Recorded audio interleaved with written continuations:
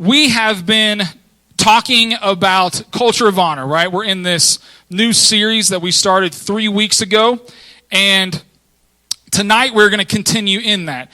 Tonight you have to put up with me. My apologies from the get-go on that one. So, Leila will be back next week, and she'll just like rock it out. So come be a part of that. Just kidding. It'll be good tonight, I promise. All right. I got Tony up front. What? First week, who remembers what Pastor Leila spoke about? And go.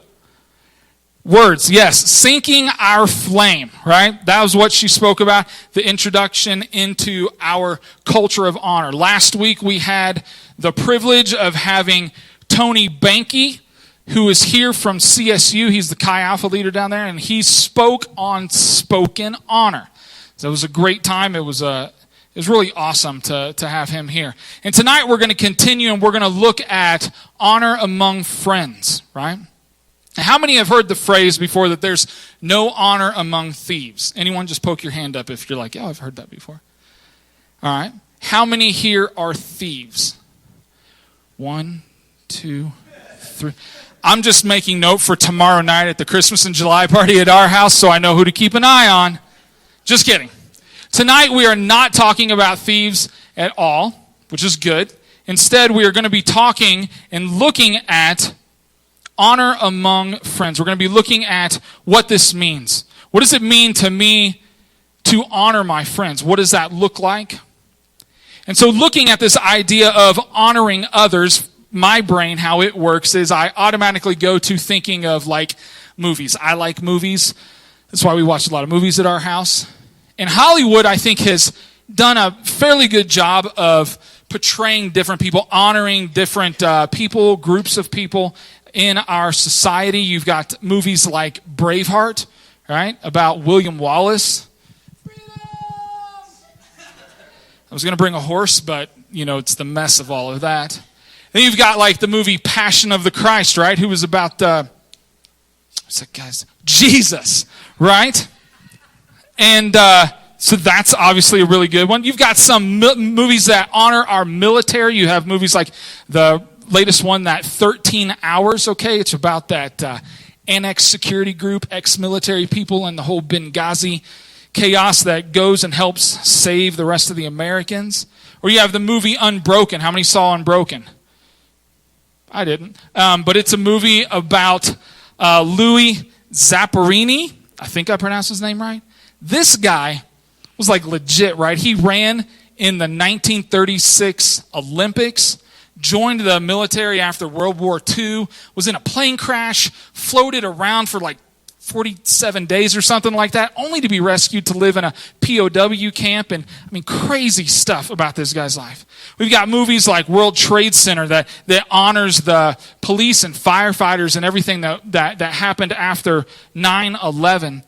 And we watch these movies, right, as Americans, and there's a sense of pride that we have to be a part of a culture that loves to honor people who have done extraordinary things.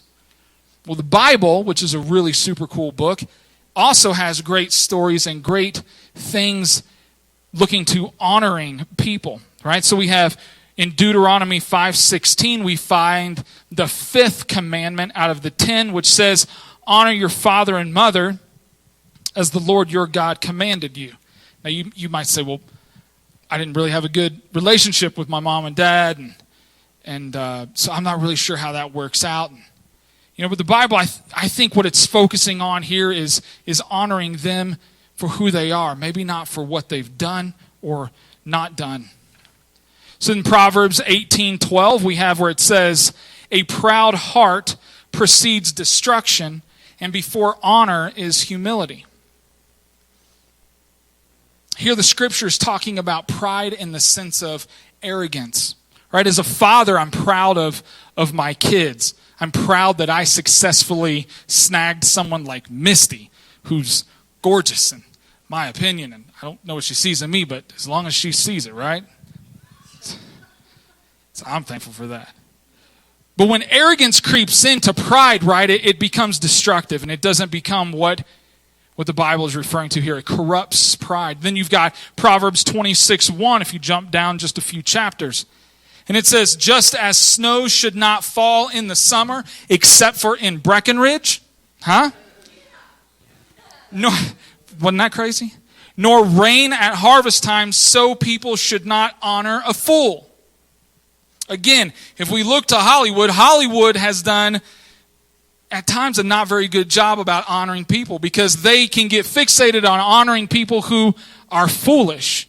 Right? They honor people and they promote them to stardom, these characters and figures who are rude and disrespectful, and we say this is someone that we should pay tribute to. Where Scripture clearly tells us that we're not supposed to honor foolish actions and things like this. Romans 12:10, it says, love, or it's 9 and 10, I believe. It is, see? It says, love others well, and don't hide behind a mask. Love authentically. Despise evil. Pursue what is good as if your life depends on it. Live a true devotion to one another, loving each other as sisters and brothers. Be first to honor others, putting them first. I like the ESV translation. It says, outdo one another in showing honor. So those of you here that have competition in your top 5, this is for you. All right, I'm going to outdo somebody in honor. Maybe that's not the right motivation behind it, but the idea here is for us to want to love and honor other people.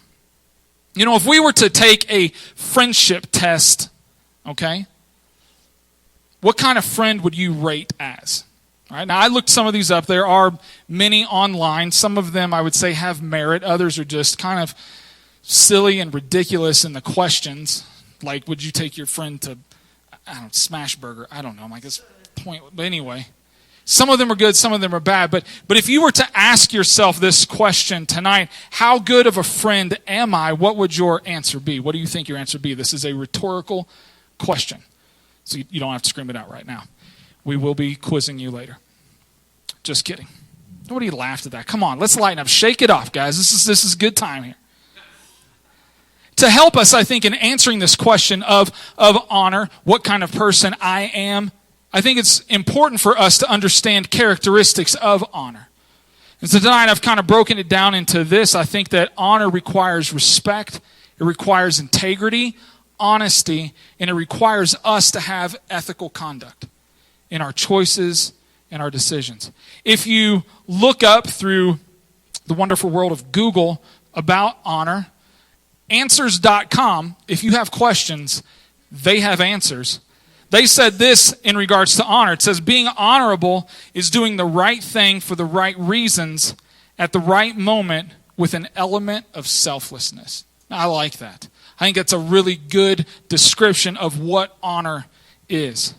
And so tonight, if you have your Bibles with you, I want to invite you to turn to 1 Samuel chapter 17, verse 55. If you don't have your Bibles, if you have your smartphone, there's a couple good apps out there. YouVersion and Bible Gateway has a good one. I carry my phone everywhere, so I always have them. I use those a lot.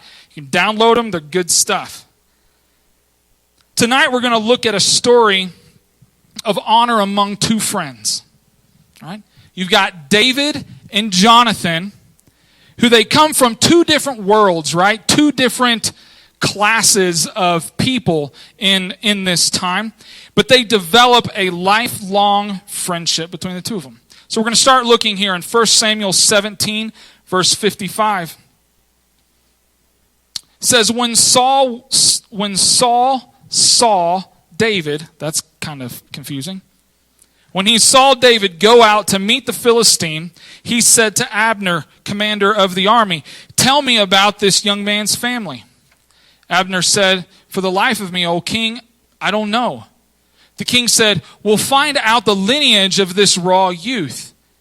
As soon as David came back from killing the Philistine, Abner brought him, the Philistine's head still in his hand, straight to Saul. Saul asked him, young man, whose son are you? I'm the son of your servant Jesse, said David, the one who lives in Bethlehem. By the time David had finished reporting to Saul, Jonathan was deeply impressed with David, and an immediate bond was forged between them. He became totally committed to David. From that point on, he would be David's number one advocate and friend. Saul received David into his own household that day. No more would he return to his home of his father. Jonathan, out of his deep love for David, made a covenant with him. He formalized it with solemn gifts, his royal robe and weapons, armor, sword, bow, and belt. Now, a little bit of background to this story here. In 1 Samuel 17, we find David is visiting his brothers who are out on the battlefield, right? They're a part of Israel's army, and he goes at the request of his dad to see how they're doing. So this is where he's at, right? And in this, the Philistines has challenged Israel. They have said, send out your best warrior to fight our best warrior, our champion, who was Goliath. Now this one-on-one kind of battle was actually somewhat common in this time. I mean, they would do this honestly to decide which army would be victorious ultimately. I mean, they would stack it up against two people, your champion and our champion, and we'll see who is left standing in the end. Now, the Bible says, in the Message translation, it says that Goliath was nearly 10 feet tall. Okay, some dispute and say that he was anywhere from 7 to 8 feet, and I don't think the actual size really matters as much, other than the fact that this guy was a giant by their standards, and really would be a giant by our standards today, right? I mean, this guy, I'm sure, could block every one of LeBron's shots. I mean, LeBron would be angry, right? Be like, I'm sick and tired of playing this Goliath. He's drafted by the Warriors, and we can't beat him now. You know, Israel, on the other hand, had no one. It says in 1 Samuel 17:11, it says this, it says, when Saul, who is the king of Israel, says, when Saul and his troops heard the Philistines' challenge, they were terrified and lost all hope. They were done. They're like, we don't have anyone that can compete with this guy. And so here comes David, right, who is just completely trusting in God, tries on like Saul's armor and everything, right? I mean, it's kind of like the armor in never mind. Anyway, so he tries on his armor, it doesn't fit, and he's like, I don't want that. He takes it off, and so he decides that he's just going to take 3 stones and his sling, and he's going to stand up against this guy. David's like a teenager. This guy is taller than LeBron, so this guy's tall, right? And he says, I'm going to go out there. And so he goes out, stands up to Goliath, ends up defeating this guy, takes his sword and cuts his head off and carries his head in and is standing there talking to King Saul, holding this dude's head. And he's like, yeah, this is what happened, right? And so he explains the story, everything that happened. And Jonathan, who is Saul's son, is like blown away by what David has done. He can't believe it. And so I think out of this story, there are these 4 characteristics that we can see in honor between Jonathan and David. And the first characteristic we see is respect. Verse 1 of chapter 18 again says, by the time David had finished reporting to Saul, Jonathan was deeply impressed with David. An immediate bond was forged between them. He became totally committed to David. From that point on, he was David's number 1 advocate and friend. If we are going to honor our friends, we have to start by respecting them. You say, well, what if I don't agree with what they say or what they believe in? I believe we still have to show respect for them in spite of that. In light of our current election year, I have many friends who have said many things, expressed many opinions that I don't necessarily agree with. In fact, some of them I've almost deleted from my Facebook account. That's how serious it is. But some of them I completely disagree with about their views and their beliefs and their opinions about what's happening and what they want to see in our president. But in spite of all of that, I still have respect for them. Jonathan was completely committed to David. I'm sure they didn't agree on everything. I'm sure there was things that the two of them didn't see eye to eye on, but they were committed to their friendship. It was something of importance to both of them. There was a bond that had been forged between them. Just like me and my friends and how I might not agree with everything they agree with, but there's this bond that has been formed between the two of us that is inseparable. It's something that goes beyond just my opinion. To honor our friends, we must respect them by committing to living life with them, no matter if we agree or disagree on all issues. Through this commitment, again, there's this bond built, and it is shown through our respect to them. And everyone, if we're honest, guys, everyone in our world and in our sphere, our circle of friends, everybody deserves respect, right? Everybody does. Whether they have different lifestyle choices or of a different race or faith beliefs, we all deserve respect, and we should show respect as well. Whether we agree with them loving the new Ghostbusters movie or not, right?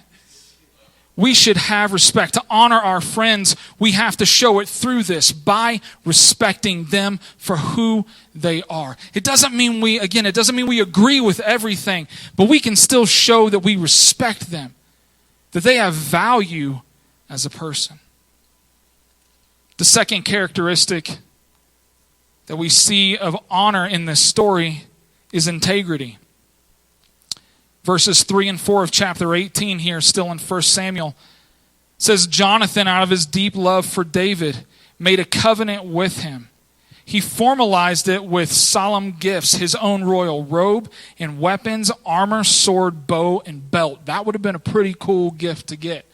So I'm pretty confident, like his sword and his bow, and I don't know about the belt, but I mean, the rest of that stuff, I'm pretty sure that it was nice, right?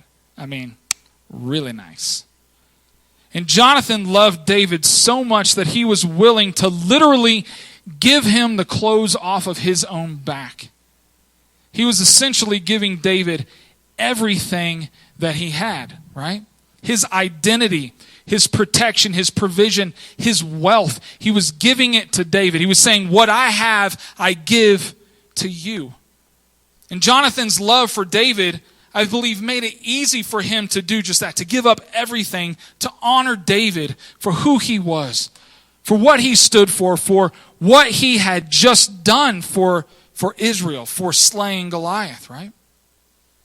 And I think that we honor our friends the same by our integrity. And our integrity, I think it comes down to the love that we show for our friends. I think integrity is infused together with love and giving and service. If I'm not willing to give and to serve my friends, I can tell them that they're my friend. I can tell them that I love them all day long, but actions speak louder than words, right? So just as Jonathan was willing to give everything to David, I think that we need to have a heart that is willing to do the same for our friends. So what does that look like, right, for you? I mean, how can that be played out in your life? I mean, for some of us, it might come down to being willing to go out of our way to give a friend a ride to a doctor's appointment or to one of our hangouts, or here on a Friday night for one of our vigils if they want to come check it out, or to the coffee and philosophy. For some of us, maybe it's buying groceries for friends who might be struggling or going through a hard time, right? We can love our friends by serving and giving to them, I think, in many ways, but I think the point here is that we make it a habit in our life. That this isn't just a once a month or once a year kind of thing that I can check this off. I served my friend. I gave to this charity and now I'm good. Look at me. The idea is creating a habitual lifestyle where we are willing to give, where we are willing to serve, where we are willing to literally give the shirts off our own back. Not that I would want you running around town naked, and I'm pretty sure others would appreciate that as well. But the idea is that we're willing to serve our friends, that we're willing to go above and beyond what we would normally do.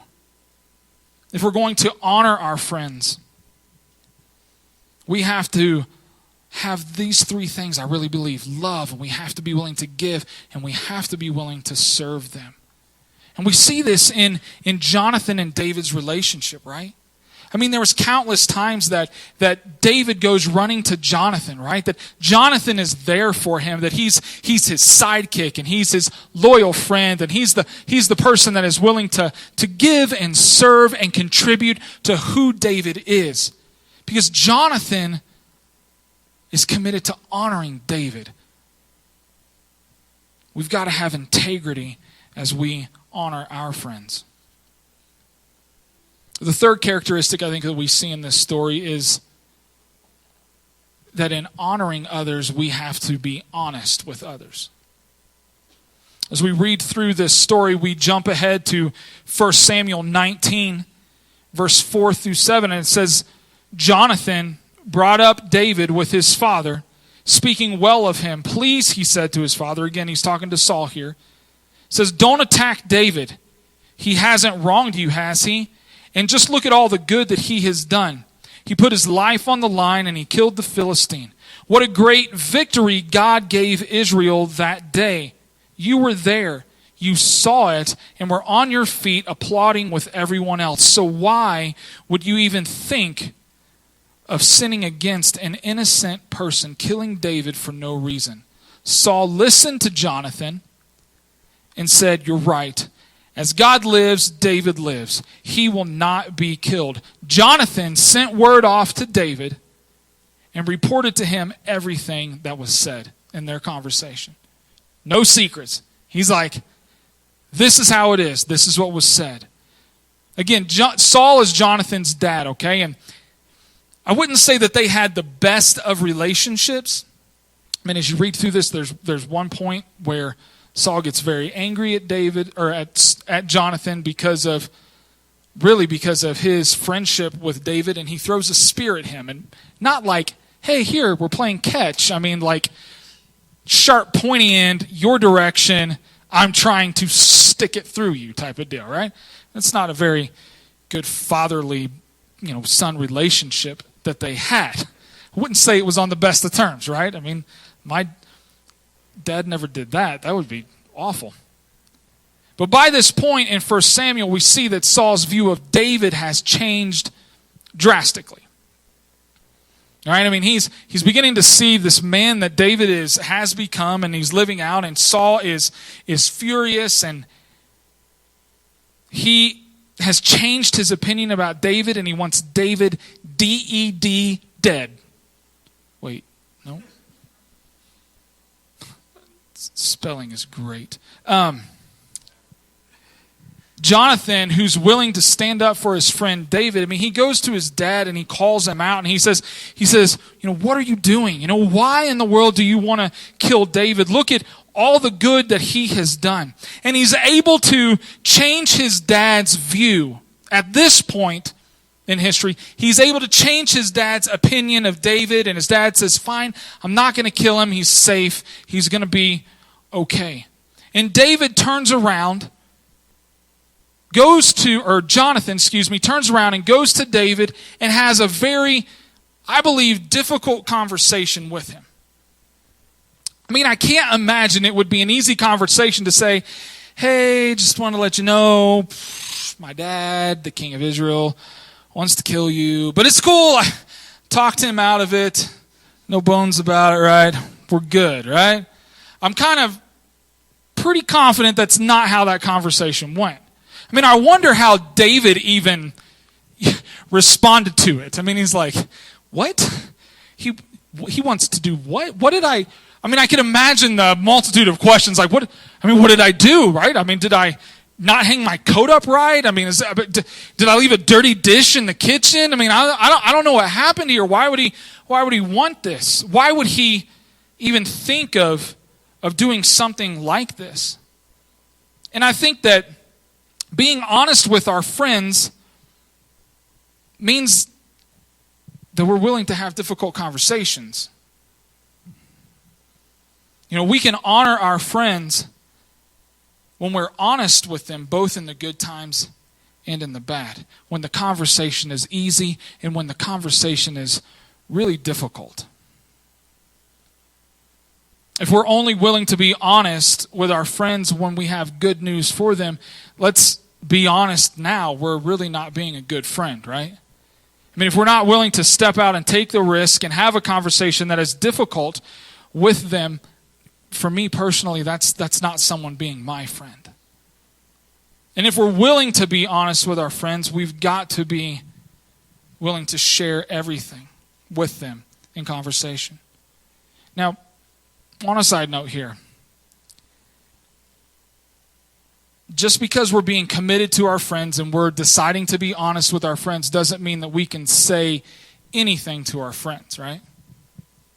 I mean, words hurt. You know, words can ruin relationships. And I think that we have to be cautious, right? Even when we're being honest with our friends. In those tough conversations, we have to have some tact by how we deliver our message. I mean, I'm sure that all of us could say that we've known someone before who's just, I mean, they just fly off and say whatever, and you look and you're like, man, that was hurtful. It wasn't so helpful as it was hurtful. You know, in our honesty, we've got to be aware of who our friend is and how that conversation can go with them. We have to be willing to be open and honest with our friends, and we should be willing to do this without being disrespectful or degrading or discriminating against someone else. We can only honor our friends if we decide to be honest, but that honesty has to come from a basis of love.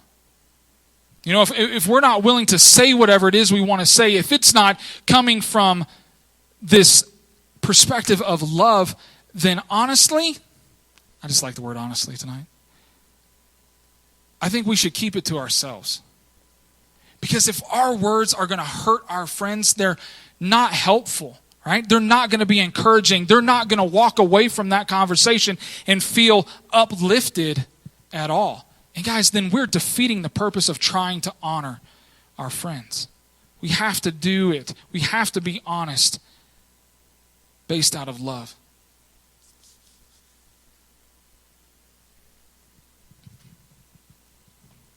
The last characteristic that we see about honor in this story comes through our ethical conduct.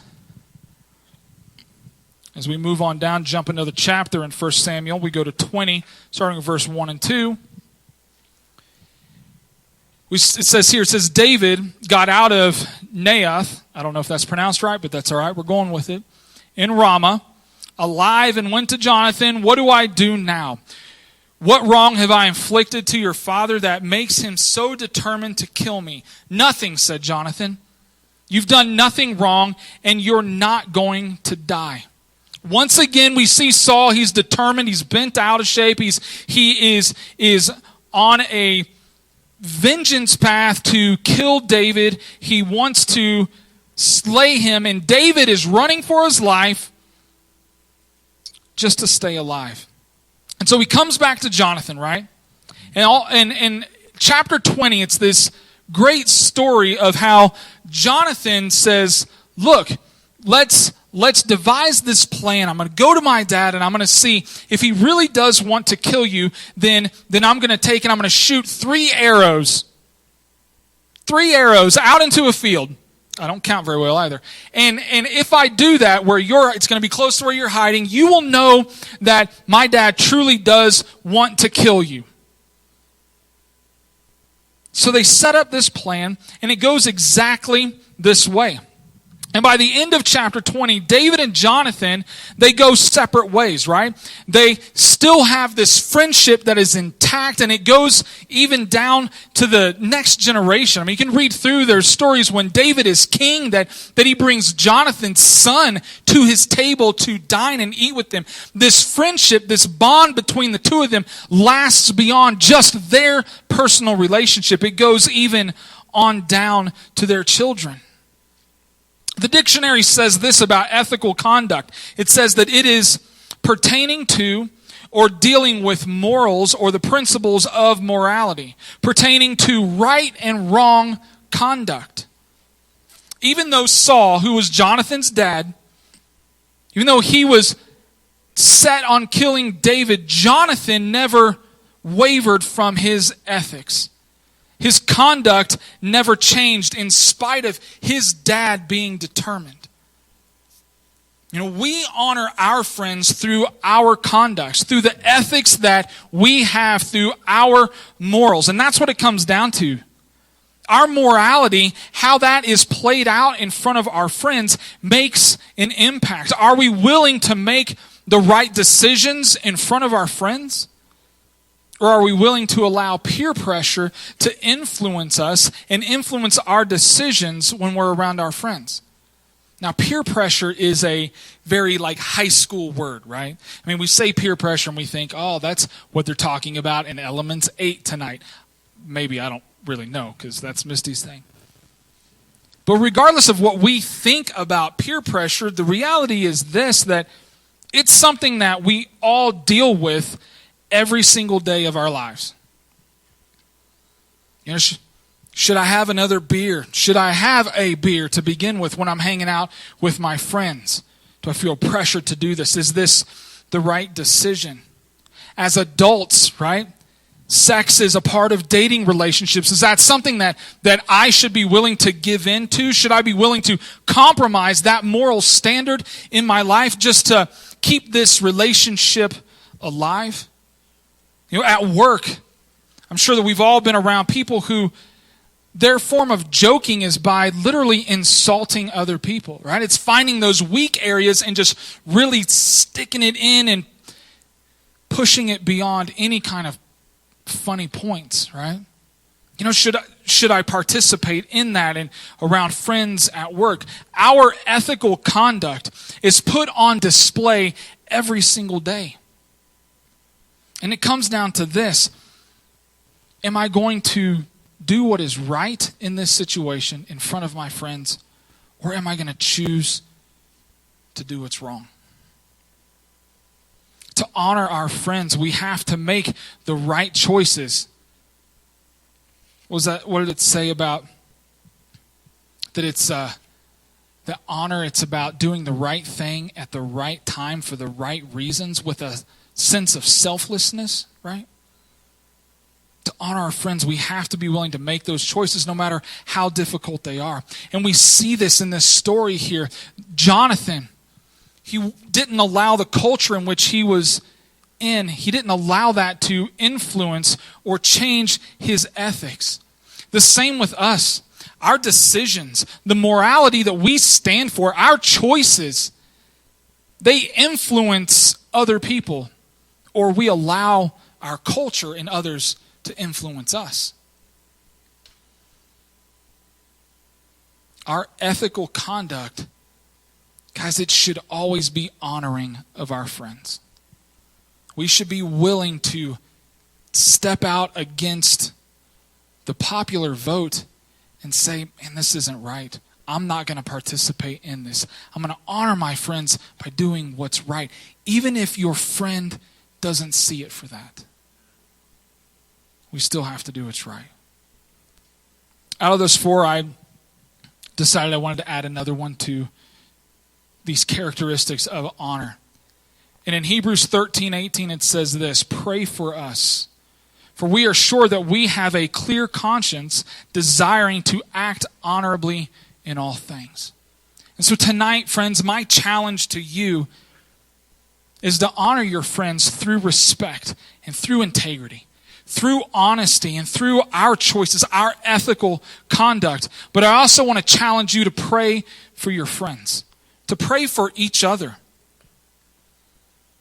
that we would choose to act honorably in all things, in everything that we do. I think one of the best ways for us to influence our friends, to show honor to them when they don't even see it, is by having a lifestyle of prayer. That we're willing to say, I'm going to pray for my friend today. I'm going to pray for him tomorrow. I'm going to pray for others that I know, and that they too will act honorably, and that they will encourage honor and speak honor and life into their friends and their circle that they are around every single day. And so as the worship team comes back up to the stage,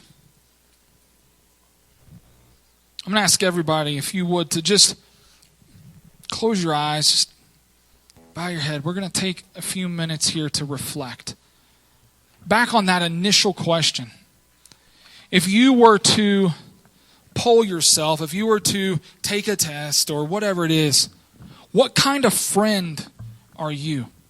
What do you look like? How would that rate on a scale of 1 to 10?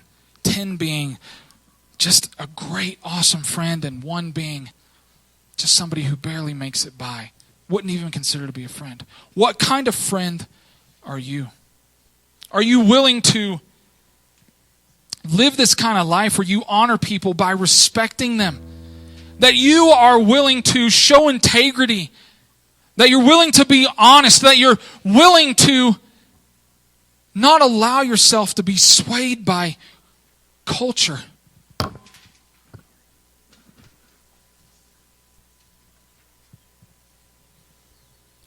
God, I pray tonight, Lord, that you would challenge each and every one of us here. That you would say, you know what? You've been a good friend, but it's time to be a better friend. You've done okay, but this is an area that you can step it up or change. You haven't been respectful in your friendship. Maybe you've allowed culture to influence your choices, and your ethics are skewed. I pray tonight, if there's any of us here that senses and says, you know what, I need to make some changes. I want to be the kind of friend who honors my friends no matter what. God, I pray tonight that as we listen to this last worship song, that Lord, that you would penetrate our hearts, and God, that you would just pull back the curtain that we might be trying to hide behind, and reveal to us if there's 1 or 4 or all of these areas that we need to step it up, so that we can have this culture of honor, that we can live this out in front of our friends, that we can be that kind of friend.